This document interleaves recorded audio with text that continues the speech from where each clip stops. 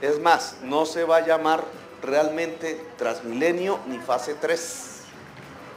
Se va a llamar el Sistema Integrado de Transporte Público. Y esta es otra de las grandes transformaciones de las cuales aquí tenemos que hablar. El SITP comenzaba en Bogotá en la medida que la 26 pudiera tener buses rojos andando. No había otra forma de comenzar. Con los atrasos de las obras que alcanzaron a ser de 2 años, para no hablar del dinero, pues prácticamente el SITP estaba condenado a que no pudiera comenzar en la fecha estipulada por los contratos con los operadores privados del transporte, lo que hubiera llevado al distrito, o sea, a la ciudadanía toda, a pagar unas enormes cuotas de indemnización con dineros públicos. Varios empezaban a restregarse las manos pensando que eso iba a ocurrir. Nos dedicamos incluso silenciosamente, y Mafe es una protagonista central de ese episodio, a lograr que las obras estuvieran listas a tiempo para el SITP, no porque estuvieran listas de acuerdo a los contratos, que como ya sabemos, ya llevaban 2 años de retraso.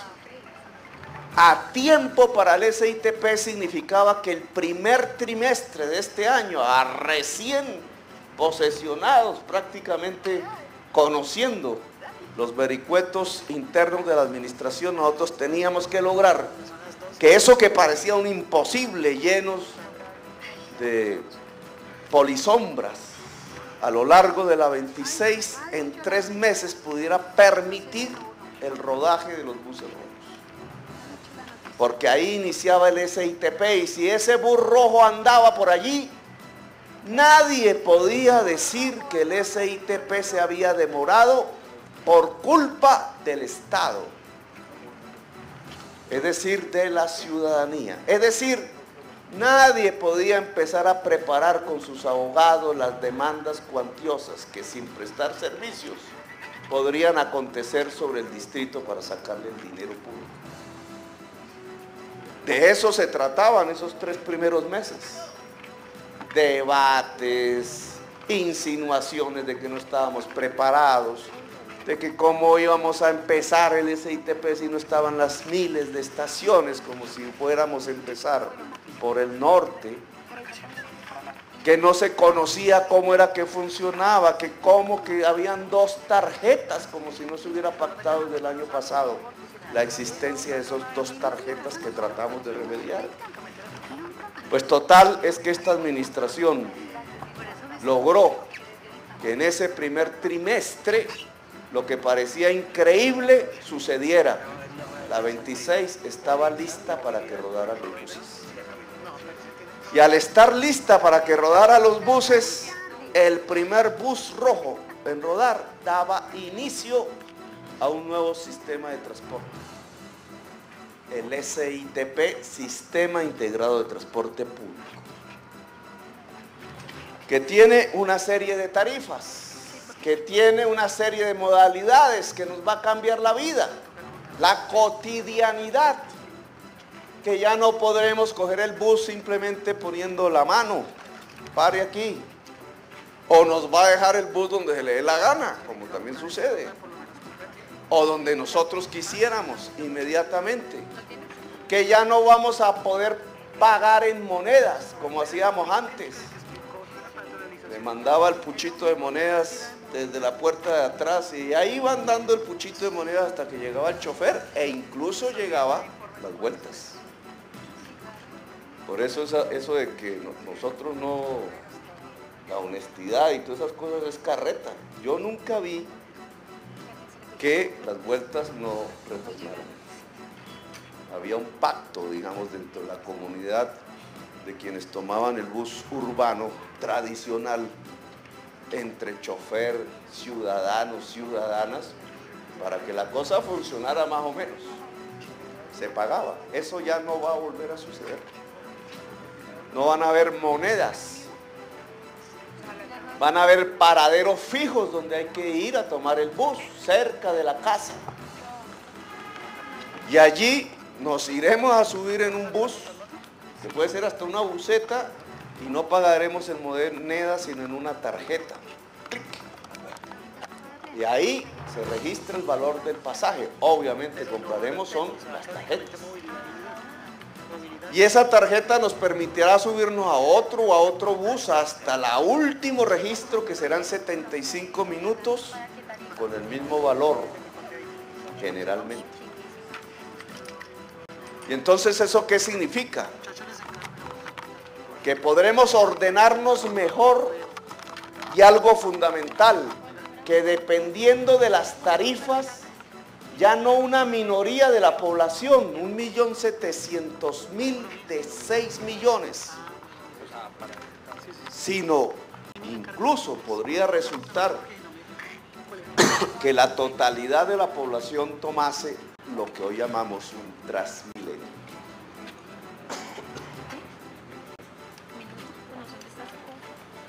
Ese es un sistema integrado. Y las medidas que estamos tomando desde el día de ayer tienen que ver con cuánto nos va a valer. Y aquí quiero hacer una parte, profundizar nuestra exposición, porque es ahora, esto ya se ha venido debatiendo, pues.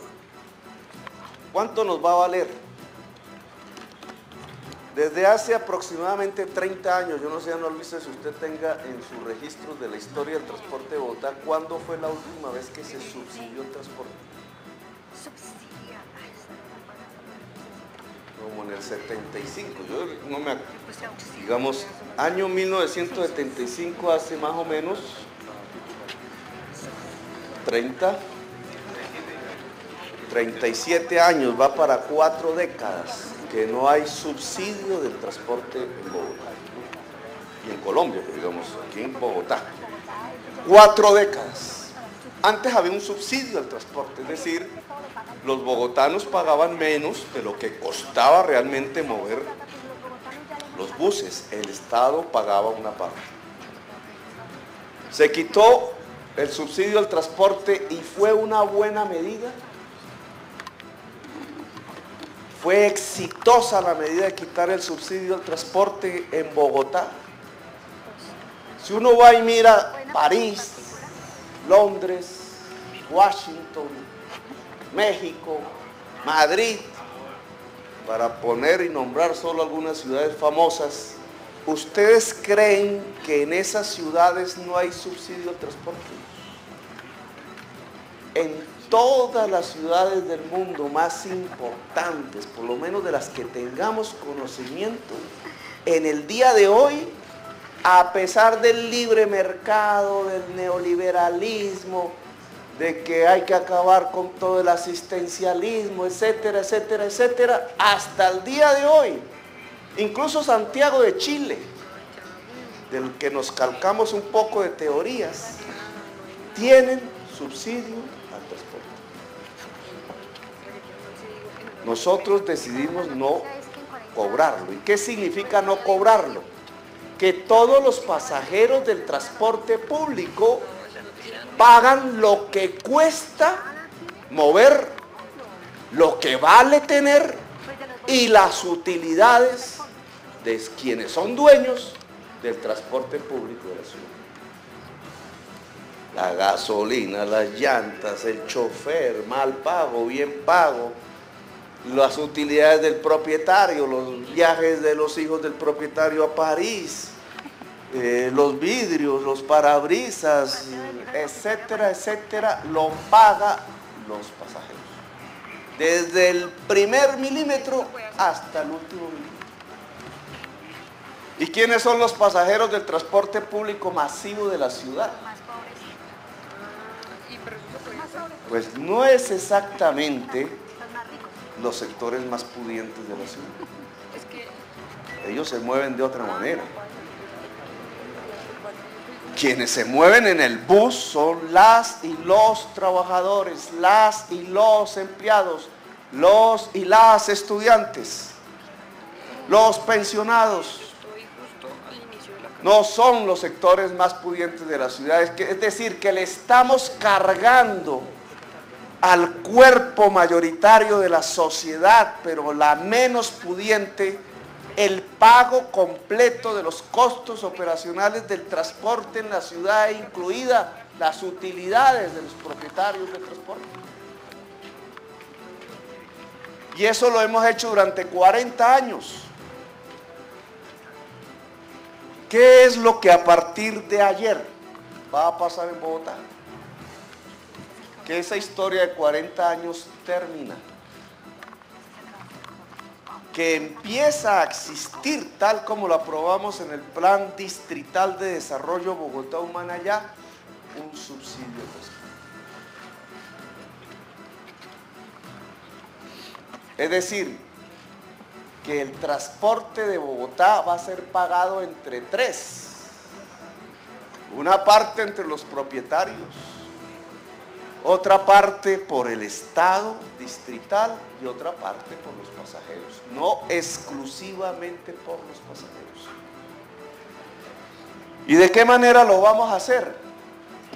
Diferenciamos tarifa técnica, que es lo que le interesa al propietario del transporte privado, de tarifa al usuario. La diferencia entre la tarifa técnica y la tarifa al usuario es el subsidio del Estado. La diferencia entre la tarifa técnica del año pasado y la de este año y de la que se pueda construir en los próximos años es el traslado de la eficiencia que antes se apropiaba el transportador privado para sí mismo al Estado ahora y a la ciudadanía. Un poco confusa la fórmula, pero ese es el sentido de la política que hemos implementado.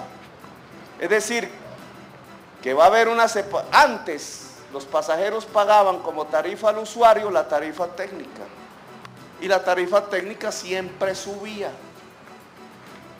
De tal manera que si había un invento, una reducción de costos por una caída del precio de la gasolina o del diésel, eso no iba al usuario, eso iba a la tarifa técnica al propietario. Ahora no es así.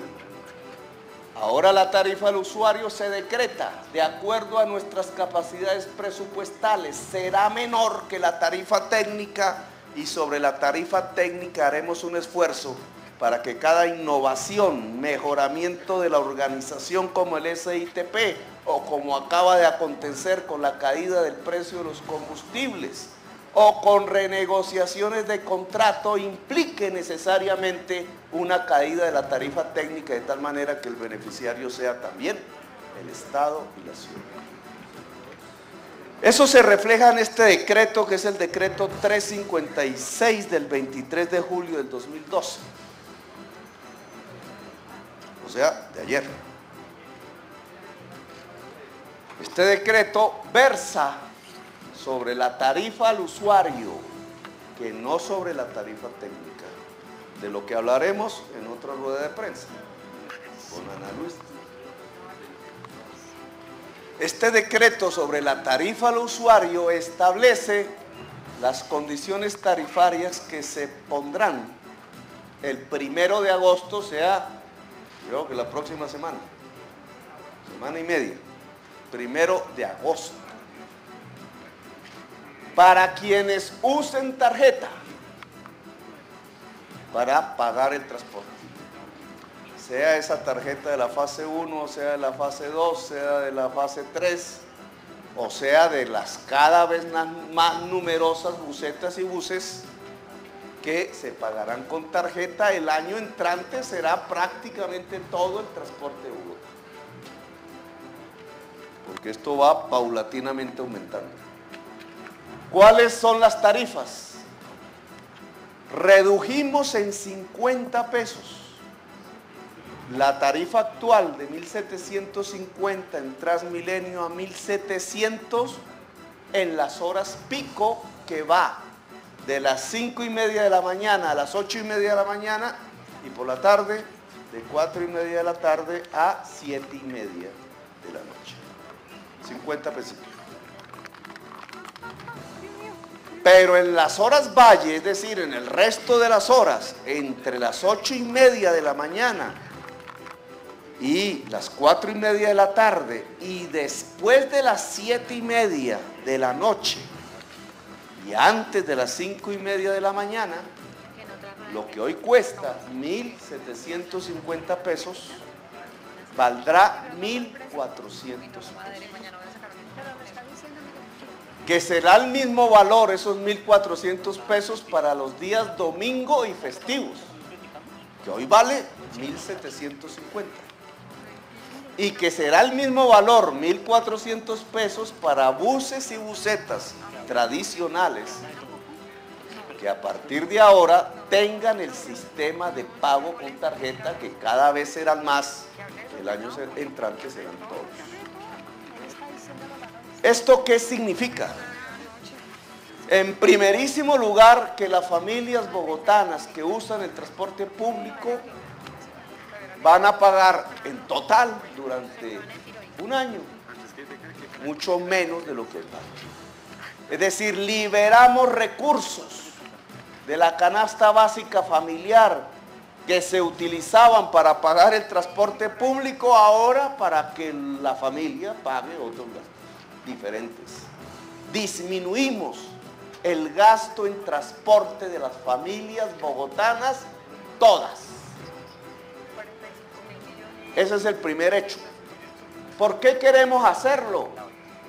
No solamente por un elemento de justicia, de lucha contra la segregación, sino fundamentalmente porque ante la crisis que se avecina económica, la ciudad de Bogotá, para mantener sus puestos de trabajo, su posibilidad de prosperidad, tiene que generar y aumentar mercado interno, es decir, demanda de las gentes que viven en Bogotá.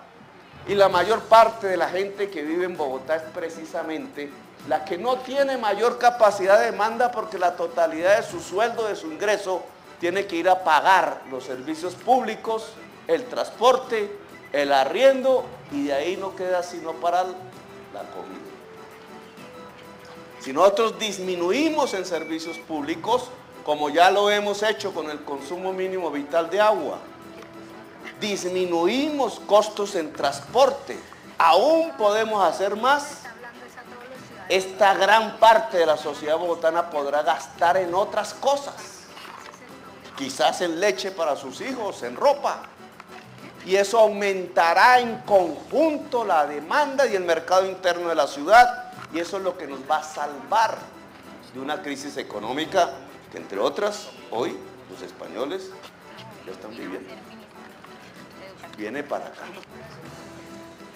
y viene rápido. Pero además, ¿por qué ponemos 1.700 en hora pico y 1.400 en hora valle? ¿Eso para qué es?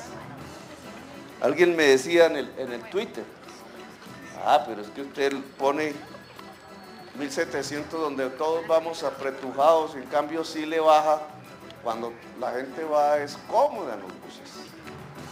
Debería ayudarnos a nosotros que vamos ahí como lata en jardín de sardina y no allá donde van más cómodos. Precisamente por eso. ¿Cuál es el criterio? Es el mismo criterio que usamos con el pico y placa de los carros.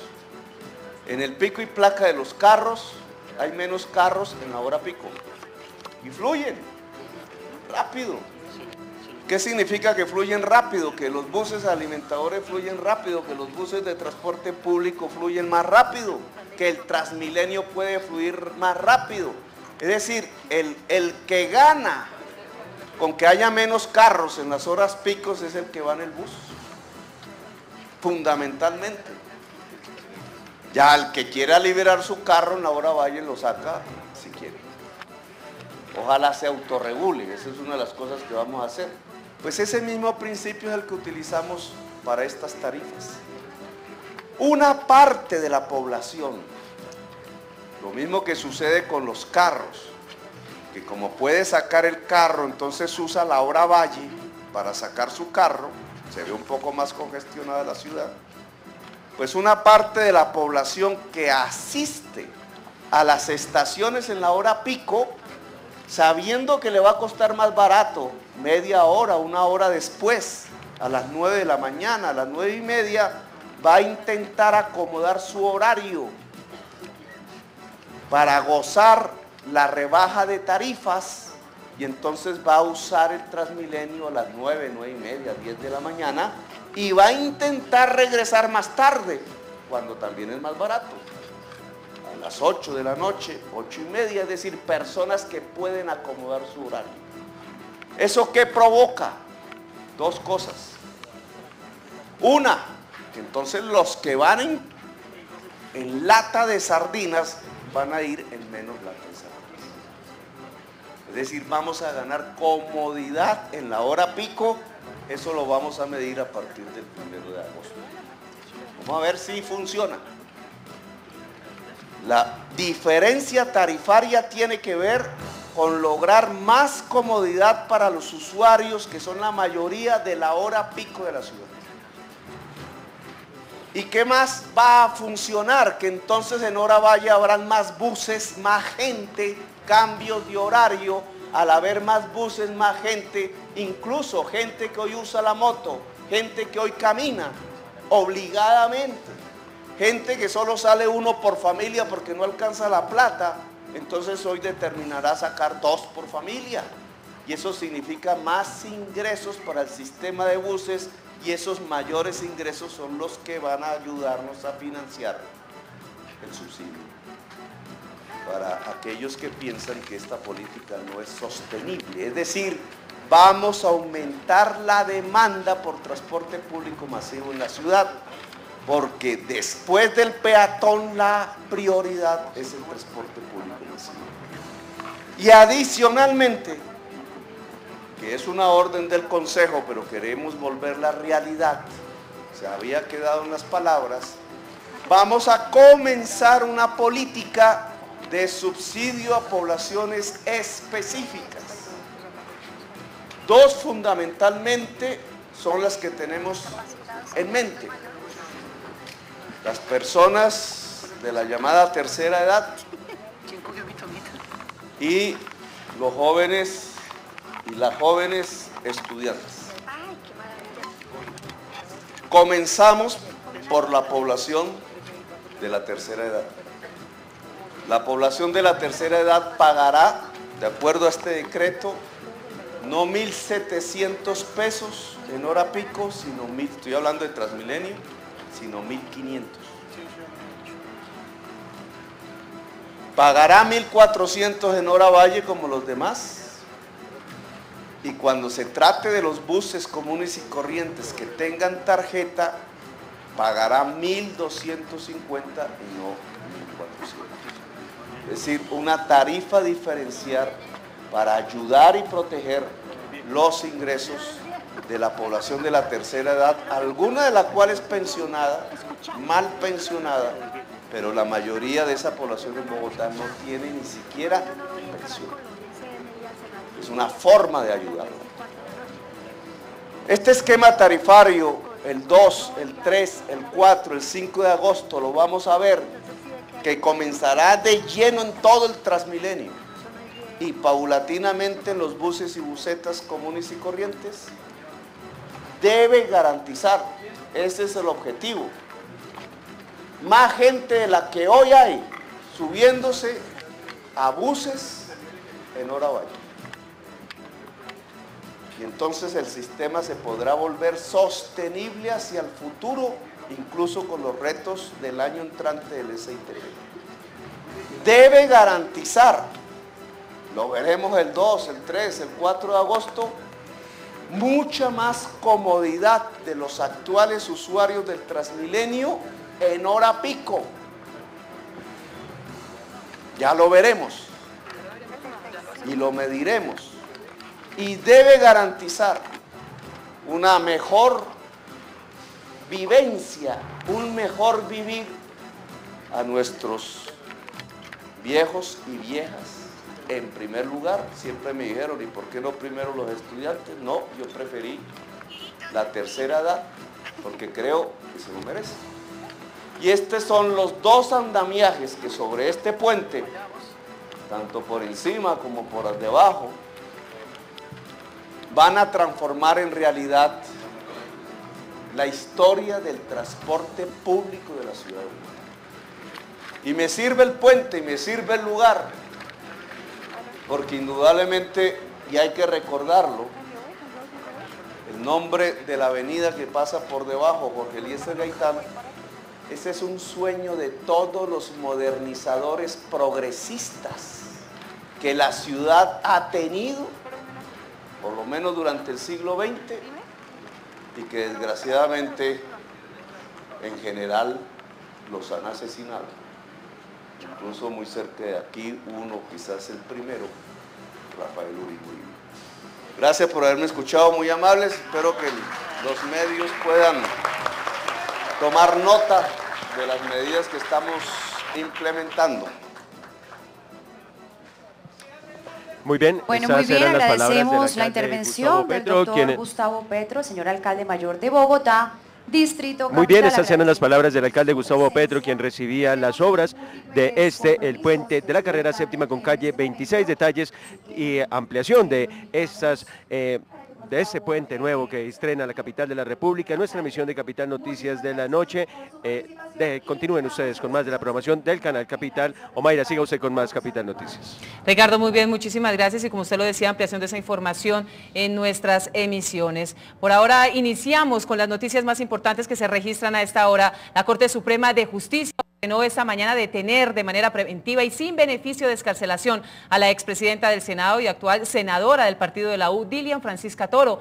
Se le investiga por los delitos de tráfico de influencias y lavado de activos, porque en una indagación preliminar aparece comprándole predios al narcotraficante Víctor Patiño Fome, que tampoco pudo explicar su presunto enriquecimiento ilícito. La Corte Suprema de Justicia ordenó medida de aseguramiento con detención domiciliaria contra la expresidenta del Congreso de la República, Dilian Francisca Toro, por presunto lavado de activos. Según el alto tribunal, la senadora no explicó la procedencia de algunos bienes de compraventa que presuntamente habría adquirido hace algunos años y que al parecer pertenecían al extinto narcotraficante del cartel de Cali, Víctor Patiño Fomeque. La Sala Penal ha establecido que Toro, como socio de la agropecuaria La Ceiba Verde, compró la hacienda La Milagrosa en el año 2005, pese a que pertenecían a hombres que fingieron como cabecillas del cartel de Cali, como en el caso de Fanor Anizabaleta y Víctor Patiño Fomeque. En las próximas horas se hará la notificación formal al CTI de la Fiscalía para adelantar el operativo de medida de aseguramiento en su lugar de residencia. Y nos vamos con información del norte del Cauca, después de que se encontraron por fin los gobernadores indígenas del norte del Cauca y el ministro del Interior, Federico Rengifo, y que ya fijaron una agenda para dialogar. Hay expectativa nacional por una solución a la crisis que viven los habitantes del departamento del Cauca. Precisamente a esta hora tenemos comunicación directa con nuestro corresponsal Esteban Cuatindoy. Esteban, ¿cuál es la situación en este momento? Muy buenas tardes. Muy buenas tardes. Estamos en la ciudad de Popayán, prestos a lo que va a ser la continuación de las mesas de diálogo entre el gobierno central y las entidades indígenas. Jesús Javier Chávez, que es el consejero mayor del CRIC y que nos habla de lo que sucedió ayer en Santander de Quilichao y de lo que va a ser esta tarea importante en la que se generan grandes cosas importantes para los indígenas, pero que realmente hasta el momento son expectativas. Jesús. Sí, un saludo en nombre del Consejo Regional Indígena del Cauca CRIC para todos los que amplifican a esta señal tan importante. Pues efectivamente se pudo concretar un primer intento de conversación para el próximo viernes 27, abordando el tema fundamental que es los pueblos indígenas y los derechos internacionales humanitarios dentro del conflicto armado que está viviendo pues nuestros territorios indígenas, nuestras comunidades golpeadas por esta guerra que no es nuestra. Jesús, se habla del arribo de 28.000 unidades militares a las bases. ¿Cuál es su opinión? Pues nuestra opinión sigue siendo de preocupación porque no hemos pedido más militarización para resolver el problema de la guerra. Hemos solicitado buscar los días del diálogo para salir por la vía negociada de este conflicto y garantizar la vida y la integridad de los pobladores. Por consiguiente, el ofrecimiento de más fuerzas, pues nos va a poner en mayor guerra y consideramos que ese no es el camino realmente y al contrario, se está exigiendo es que se revise la posibilidad de la inversión social para garantizar la vida de todos los habitantes del Cauca.